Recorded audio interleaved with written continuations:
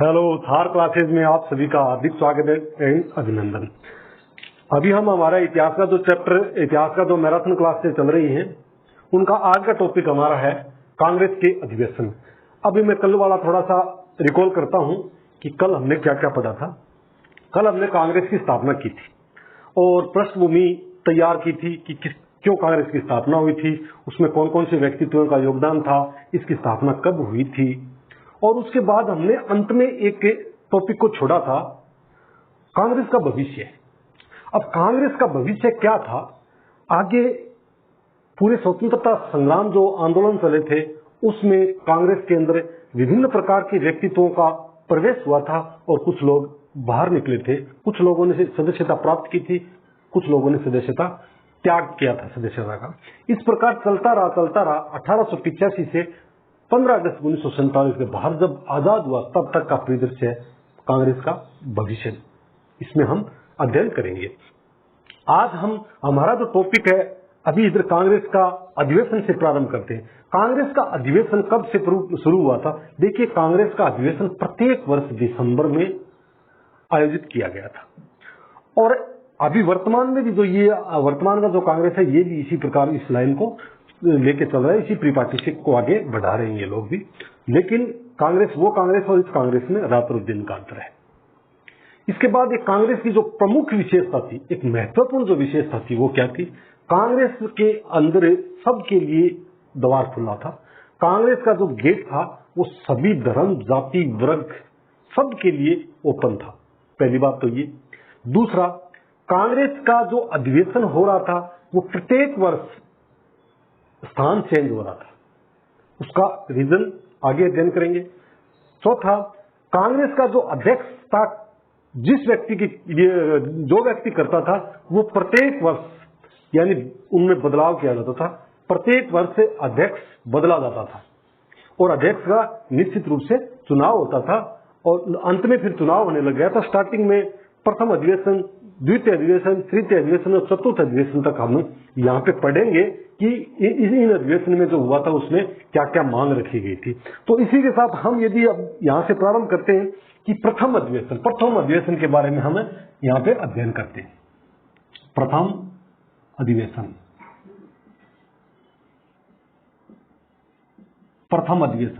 प्रथम अधिवेशन तो वैसे स्थापना के साथ ही हुआ था। स्थापना इसका दिसंबर 1885 में हुई थी। इसी के साथ इसकी स्थापना के साथ ही अधिवेशन प्रारंभ हुआ था। तो 28 दिसंबर 1885 को ग्वालियर टैंक, कहां पे हुआ था प्रथम अधिवेशन? 28 दिसंबर 1885 को हुआ था। कहां पे हुआ था? ये मुंबई में हुआ था। कल वाला जरा रिकॉल कीजिए। कल हमने ये पढ़ा था कि पहले जो स्थान निर्धारित हुआ था वो पुणे निर्धारित हुआ था, लेकिन पुणे के अंदर क्या हुआ, हैजा एक बीमारी थी, वो फैल गई थी, तो इसके कारण फिर इसको बॉम्बे में स्थानांतरण करना पड़ा। तो बॉम्बे में ग्वालियर टैंक है, बॉम्बे में ग्वालियर टैंक नामक जगह है। उस ग्वालियर टैंक में एक संस्कृत गोकुलदास तेजपाल संस्कृत स्कूल है, विद्यालय है, उसको स्थान को चुना गया और वहीं पे ये प्रथम अधिवेशन हुआ था। प्रथम अधिवेशन के जो अध्यक्ष थे वो कौन थे? अध्यक्ष व्योमेश चंद्र बनर्जी, व्योमेश चंद्र बनर्जी। इसको व्योमेश चंद्र बनर्जी को प्रथम अधिवेशन चुना गया था। और इसके अंदर कितने लोगों ने भाग लिया था? इसमें सदस्य टोटल कितने थे उस समय सदस्य थे 72। कितने थे? 72 सदस्य थे। इसमें सभी जाति के, सभी धर्मों के, सभी समुदाय के लोग थे, सभी वर्गों के लोग थे। इसके अंदर ब्रिटिशर्स भी थे, साथ में इसमें भारतीय भी थे। भारत के अंदर यदि देखा जाए तो मुस्लिम भी थे और हिंदू भी थे। सारे के सारे सभी लोगों के लिए ये जो एक राष्ट्रीय मंच का निर्माण हुआ था उसमें सभी लोगों के लिए द्वार खुले थे। उसके बाद इसके अंदर जो प्रमुख रूप से यदि नाम देखा जाए तो व्योमेश चंद्र बनर्जी क्या थे? अध्यक्ष थे। तो उसके बाद याद 4-5 जो व्यक्तित्व है उनका नाम याद रखना बहुत जरूरी है। उनमें एक तो है दादा भाई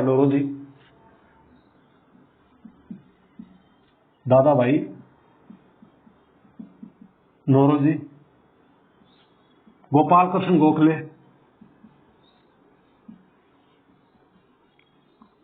गोपाल कृष्ण गोखले, और उसके बाद फिरोज शाह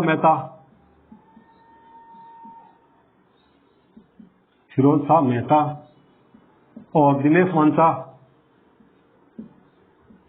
वांचा। इस प्रकार इन लोगों के नाम याद रखना बहुत जरूरी है, क्योंकि कई बार कुछ आंदोलन दे दिए जाते हैं, आंदोलन के आगे व्यक्तित्व का नाम दे दिया जाता है। तो यदि आप 1885 के अंदर ये व्यक्तित्व थे और यदि 1940 के आसपास का कोई आंदोलन से हमको मैचिंग करना है, तो फिर इनका यदि हम याद कर लेंगे कि 1885 में ये मैच्योर्ड थे, ये सीनियर नेता थे, और इनका 1885 में जो कांग्रेस की स्थापना हुई थी, इनमें महत्वपूर्ण योगदान यदि था, तो निश्चित रूप से आगे 1940-50 के आसपास इन लोगों का योगदान कम हुआ होगा। और इसी के साथ साथ आगे हम चलते हैं, तो आगे हम देखेंगे कि प्रथम अधिवेशन हुआ था, तो कांग्रेस का उद्देश्य क्या था। कांग्रेस का उद्देश्य, कल हमने पढ़ा था कि कांग्रेस का 2 उद्देश्य थे, मुख्य रूप से 2 उद्देश्य, 2 पक्षों के उद्देश्य थे।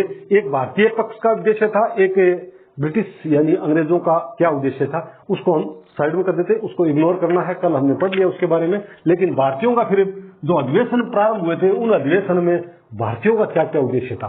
पहला उद्देश्य ये था कि भारत के अंदर जितने भी लोगों के द्वारा जगह जगह संगठन बनाए जा रहे हैं ना, उन संगठनों को क्या करना है, एक करना है, यानी उनको आपस में जोड़ना है, ताकि बहुत बड़ा एक मंच तैयार हो जाए। आगे बताता हूं कि आगे चल करके भारतीय राष्ट्रीय कांग्रेस है, ये बहुत बड़ा संगठन बन जाता है, और इसी के कारण ही भारत स्वतंत्र होना पॉसिबल हुआ था, संभव हुआ था।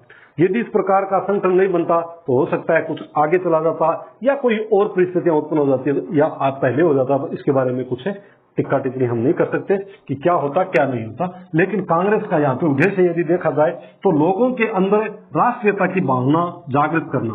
क्या करना? राष्ट्रीयता की भावना जागृत करना, एक तो ये था। दूसरा, लोगों के अंदर एकता स्थापित करना, मतलब विभिन्न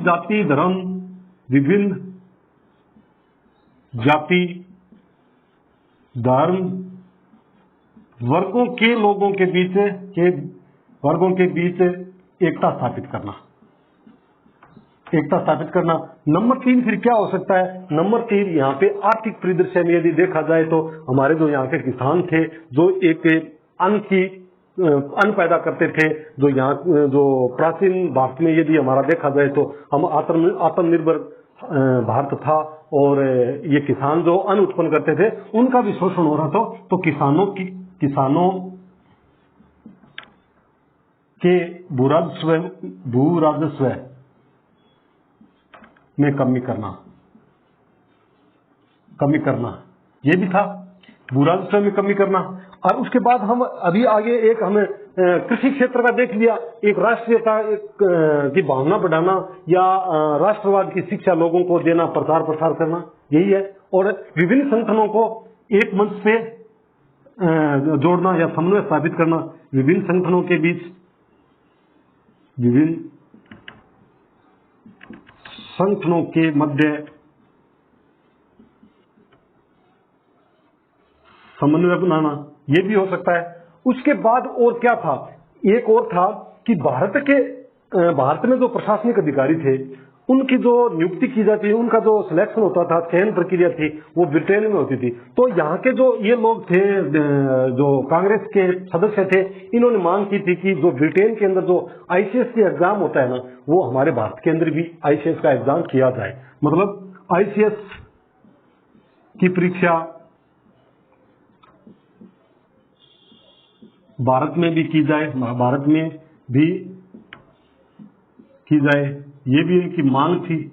उसके बाद और क्या क्या मांग हो सकती है? उसके बाद एक कुछ विधायिका बनी हुई थी यहाँ का, और भारत के अंदर जो प्रशासनिक एक राजनीतिक संगठन यहाँ का ढांचा था, थोड़ा बहुत जितना भी था, उसके अंदर भारतीयों का प्रतिनिधित्व बहुत कम था। तो इन्होंने भारतीयों का प्रतिनिधित्व की मांग उठाई थी, जिसमें विधायिका में भारतीयों के प्रतिनिधित्व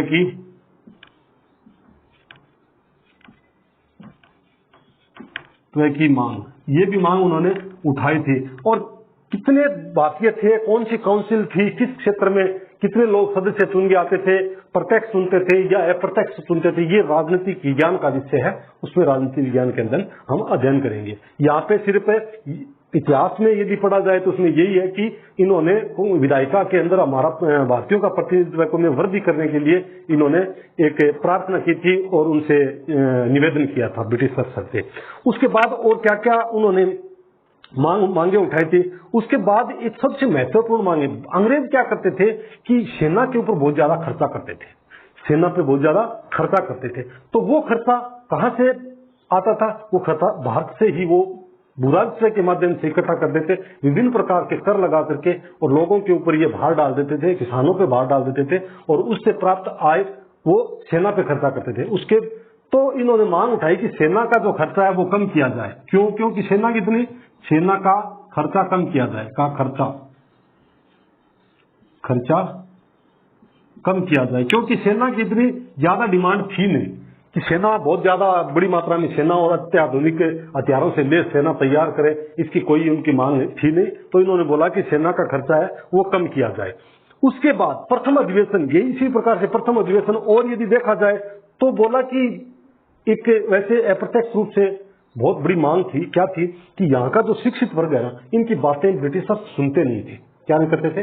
सुनते नहीं थे। जो भी हमारे जो बुद्धिजीवी वर्ग, जो बहुत मतलब जो विधिवेता थे या राजनीतिज्ञ थे, जो हमारे देश हित में सोचते थे, वो एक प्रकार से राष्ट्रीयता की भावना का प्रचार प्रसार करने में उनका महत्वपूर्ण योगदान था, लेकिन उनकी भी बात वो अंग्रेज नहीं सुनते थे। तो इन्हें अंग्रेजों ने फिर भारतीयों ने क्या, ये कांग्रेस के मंच के माध्यम से बोला कि ये जो बात बोलते हैं, इनकी जो मांग है उसकी मांगों पे विशेष तौर से सुनवाई की जाए।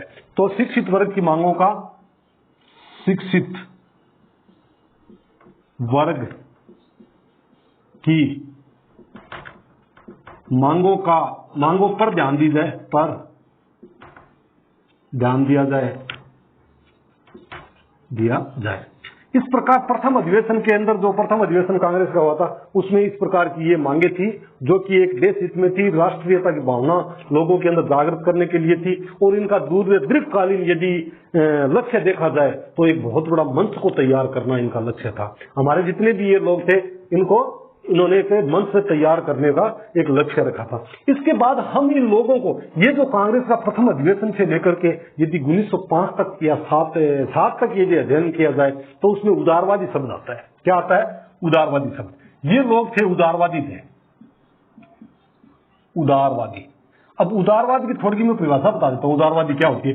उदारवादी एक वैसे देखा जाए तो व्यापक परिभाषा इसकी ये है कि इसमें व्यक्तिवाद पे बल दिया गया था, यानी व्यक्ति समानता पे बल दिया गया था और स्वतंत्रता पे बल दिया गया। उदारवाद का तो यहाँ पे अर्थ था वो समानता व स्वतंत्रता थी, समानता और स्वतंत्रता। इन लोगों ने जो जितने भी ये जो उदारवादी व्यक्ति थे, इनकी मांग क्या थी? ये समानता और स्वतंत्रता मांग, उनकी प्रमुख रूप से यही मांग थी कि लोगों के बीच में समानता का व्यवहार किया जाए। जो अंग्रेज, हमारे भारतीयों और अंग्रेजों के बीच में जो बहुत बड़ा रात और दिन का जो आसमान और धरती का जो आप लोग गैप मानते हो, इस गैप को इन्होंने खत्म करने के लिए भरपूर प्रयास किया और खत्म करने की इनकी मांग रखी थी इन्होंने, भारतीय उदारवादी नेताओं ने। और उसके बाद स्वतंत्रता की, क्योंकि भारतीय कहीं भी जाते हैं तो उनको कहीं पे टोक दिया जाता है, या फिर कोई ब्रिटिशर्स या अंग्रेज निकलता है तो सावधान खड़े होने के लिए मजबूर कर दिया जाता है, या किसी ट्रेन के अंदर नहीं घुसने दिया जाता, या कोई संचार के जो साधन थे टेलीफोन, इनका इस्तेमाल नहीं कर सकते थे।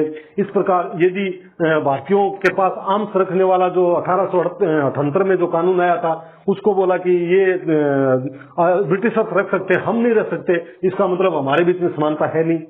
इस प्रकार से बहुत ज्यादा ये उदारवादियों की यही मांग थी कि हमको क्या, समानता दी जाए और स्वतंत्रता दी जाए। तो इन लोगों की जो 1900 कब से लेकर के 1985 से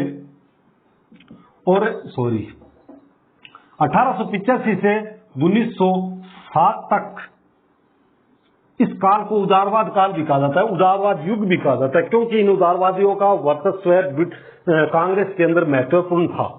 यहाँ पे कांग्रेस के अंदर उदारवादियों का महत्वपूर्ण योगदान था। यहाँ तक ये लोग अंग्रेजों के सामने जो भी अपनी मांग रखते थे वो मांग स्मृति पत्र और प्रार्थनाओं के माध्यम से रखते थे, उनसे रिक्वेस्ट करते थे और मांग रखते थे कि हमको ये दिया जाए। यदि दे दिया तो बहुत अच्छी बात है, नहीं दिया तो चैप्टर को ये उदारवादी नेता क्लोज कर देते थे और फिर अपना बैठक करते थे और बैठक करके बोले राष्ट्रीयता की भावना को बढ़ाओ और अधिक से अधिक इस मंच पे लोगों को इकट्ठा करो ताकि एक बहुत बड़ा पूरे राष्ट्र यानी पूरे भारत देश का एक मंच बन जाएगा। तो भविष्य के अंदर हम इनके सामने जोर जबरदस्ती अपनी मांग रखेंगे और या तो इनको मांग माननी पड़ेगी या फिर बात को छोड़ के इनको जाना पड़ेगा। तो इस प्रकार इन्होंने स्मृति पत्र और प्रार्थनाओं के माध्यम से इन्होंने अपनी मांग रखी थी।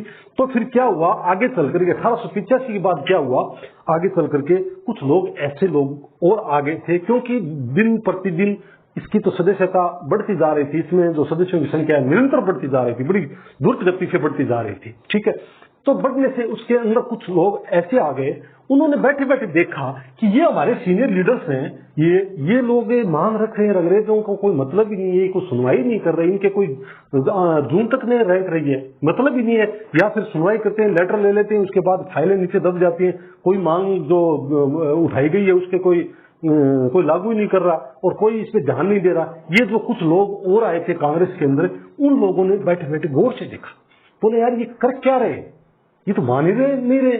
फिर उन्होंने वो लोग मुख्य रूप से कौन कौन से थे, वो लोग थे लाल बाल और पाल, ये तीन थे। और इन तीनों ने, एक व्यक्ति और थे अभी रिकॉल नहीं कर पा रहा हूं, अरबिंदो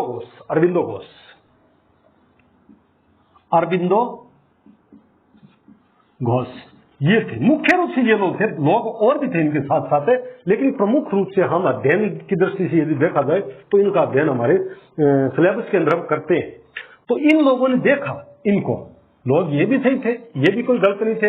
इन्होंने भी तत्काल परिस्थिति यही देखी कि इनके साथ यदि हम क्रांतिकारी गतिविधि करेंगे, कोई हिंसात्मक कार्रवाई करेंगे तो ये बुरी निर्दयता पूर्वक हमारा दमन करेंगे और हमारे लोगों को घायल कर देंगे या हमारे लोगों को विभिन्न प्रकार की ये सजाएं देंगे, जेल में डाल देंगे, फांसी की सजा सुना देंगे। इसलिए उन्होंने अपना उदारवादी रुख अपनाया था। ये वरिष्ठ नेता थे, इन्होंने अपने सोच समझ के, अपनी बुद्धिमत्ता के आधार पर यह निर्णय लिया था। और ये 1885 से 1907 के बीच का जो काल था, ये उदारवादी के नाम से जाना जाता है इतिहास के अंदर। लेकिन इन्हीं के बीच में लाल, बाल, पाल, ये तीन व्यक्ति और कांग्रेस की सदस्यता ग्रहण की थी। और आगे चल करके अंग्रेजों की जब नीतियों को उन्होंने देखा, धीरे धीरे ये मांग उठा रहे थे और ये बैठे बैठे देख रहे थे, ये जो भी मांग उठा रहे थे और ये बैठे बैठे देख रहे थे, अंग्रेजों को जून तक नहीं रह रही थी, कुछ मतलब नहीं था, अपने हितों की पूर्ति के अलावा और कोई मतलब नहीं था। तो इन लोगों तीनों को, ये चार लोग थे मुख्य रूप से, इनको गुस्सा आया, बोला ऐसे कुत्ते की पूंछ सीधी नहीं होती, ठीक है, ऐसे बोलने से इनका कुछ फर्क नहीं पड़ने वाला है। इनको तो जो बोलते हैं ना, लातों के भूत बातों से नहीं मानते, इनको लाते ही पड़े तभी ये मानेंगे। तो इन लोगों ने फिर 1907 के अंदर जाके, हम आगे वाले चैप्टर में पढ़ेंगे, अभी तो हम यही प्रथम और द्वितीय अधिवेशन, तृतीय अधिवेशन, तीन अधिवेशन भी इधर पूरा करना है। तो फिर ये आगे जाके इन्होंने मांग रखी थी, इन्होंने किस तरह से मांग रखी थी और इन दोनों के बीच में एक दीवार, मतलब एक दरार पड़ गई थी, ठीक है। इसका फायदा फिर अंग्रेजों ने उठाया था, वो आगे वाले सेशन में हम अध्ययन करेंगे। लेकिन यहाँ पर हम दूसरा अधिवेशन करने जा रहे हैं। अभी कौन सा अधिवेशन करना है हमको? दूसरा अधिवेशन करना है।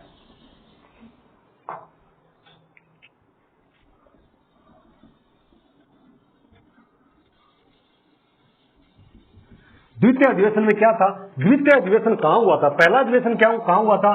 पहला अधिवेशन हुआ था मुंबई में। कहाँ पे? मुंबई में।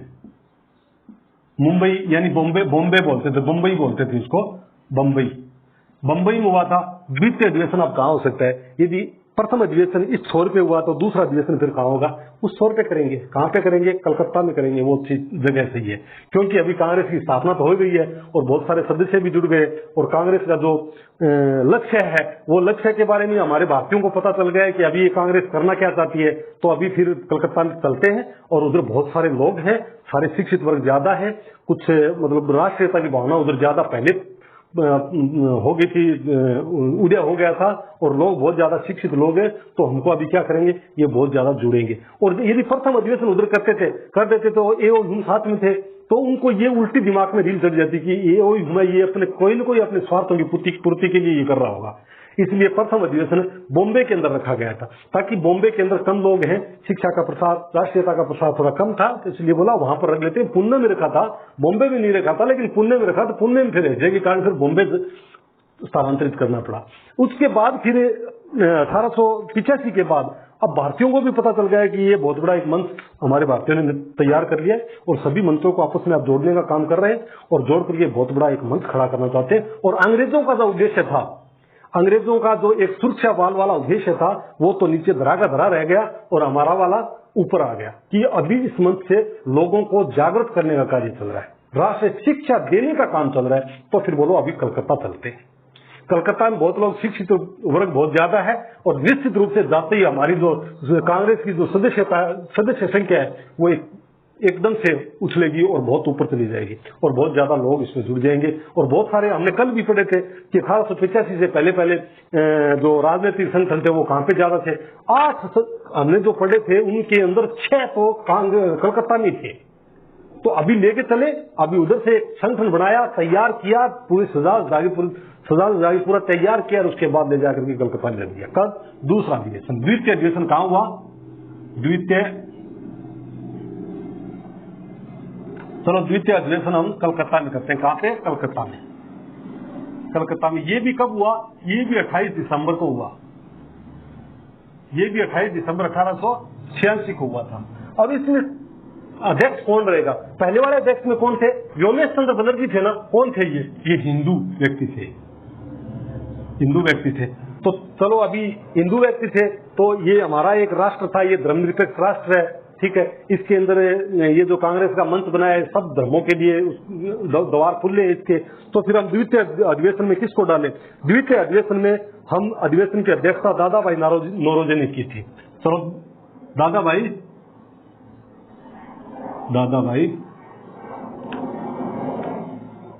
द्वितीय जो कांग्रेस का अधिवेशन हुआ था उसमें अधिवेशन की अध्यक्षता किसने? दादा भाई नौरोजी ने की थी, ठीक है। उसके बाद यहाँ पे वही यही मांगे थी इनकी, और नए नए समय के अनुसार कुछ मांगे और साथ साथ में जुड़ती गई, लेकिन एक साल के अंदर इतना ज्यादा बदलाव आया नहीं था। 85 में तो ये मांगे रखी थी, तो 86 के अंदर लगभग यही मांगे थी, ठीक है। उसके बाद धीरे धीरे शिक्षित वर्ग साथ में जुड़ता गया, और उनसे भी कुछ राय या कुछ विचार विमर्श हुआ, तो उनके विचारों के अनुसार हमने कुछ और मांगे जोड़ती गई, वो धीरे धीरे जुड़ती गई। लेकिन 1986 में मुख्य रूप से यही थी। अब तीसरा अधिवेशन कहां हुआ? तीसरा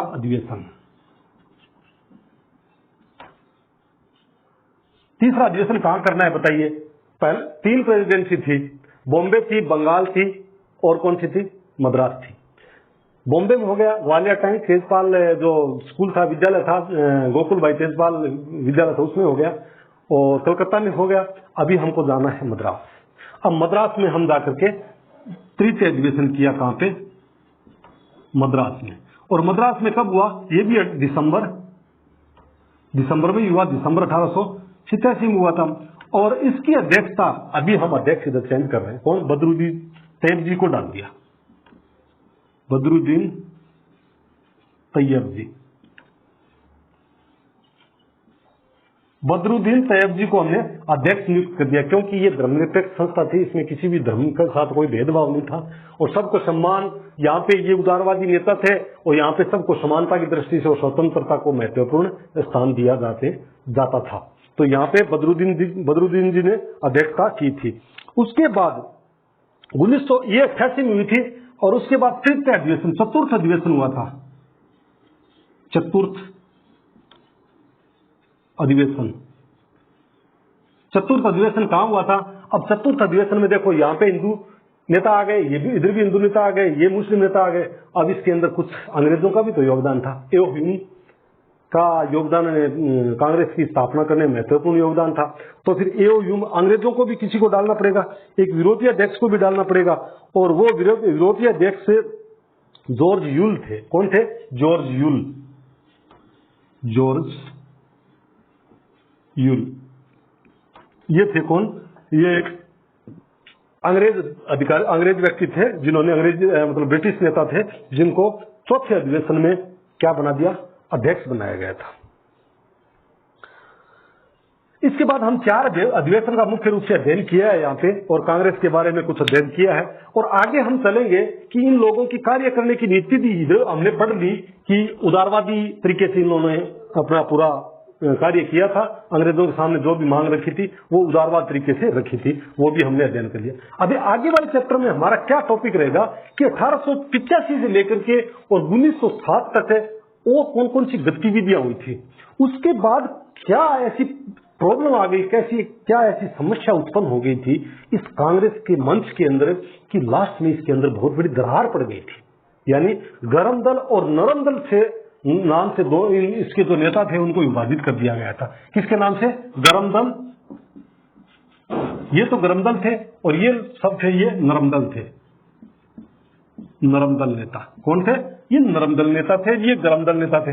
इनके बीच में ऐसा कौन सा वाद विवाद हो गया था, कौन सी बहस हो गई थी जिसकी वजह से इतनी बड़ी दरार पड़ गई थी? एक बहुत बड़ा हमने राष्ट्रीय मंच का निर्माण कर दिया, फिर भी इस प्रकार की दरार क्यों पड़ गई थी? इसके पीछे बहुत बड़ा कारण था, ठीक है। इसके पीछे अंग्रेज ही थे। इसके पीछे क्या थे? अंग्रेज ही थे। अंग्रेजों को जो सोचा था अंग्रेजों ने वो न होकर के उल्टा हो गया। उनके जो ये कांग्रेस है वो भारतीयों के पक्ष में आ गया, और कांग्रेस क्या हुआ, एक बहुत बड़ा मंच बन के इनके गले की हड्डी बन गई थी, ठीक है। तो इसका अध्ययन हम आगे वाले सेशन के अंदर करेंगे। आगे वाला जो सेशन होगा उसमें हम उसका अध्ययन करेंगे कि कांग्रेस की कार्य प्रवृत्ति थी वो कैसी रही थी, कब तक 1907 तक क्या क्या रही थी, उस 1907 तक के जो अवधि 1885 से 1907 के बीच में कौन कौन सी महत्वपूर्ण घटनाओं का अध्ययन हम यहाँ पे करेंगे, ठीक है। तो इधर यहाँ पे अभी मैं इस क्लास को यहीं पे विराम देना चाहूंगा, और आगे आप लोगों से गुजारिश है कि अधिक से अधिक शेयर कीजिए, सब्सक्राइब कीजिए, और साथ साथ में लाइक करते जाइए, और जो सब्सक्राइब का जो आइकॉन बेल आइकॉन है उसको दबा दीजिए, ताकि मैं जैसे ही अपलोड करूं तो आप लोगों को इसका नोटिफिकेशन टाइम पे मिल जाए, तो आप लोगों को फायदा हो जाए। और जितने ज्यादा आप सब्सक्राइब होंगे मुझे भी मोटिवेशन मिलेगा, और उसके साथ साथ आप लोगों को भी फायदा होगा, ठीक है। तो आज यहाँ पे हम हमारी इस क्लास को यहीं पे विराम देना चाहेंगे। जय हिंद, जय भारत।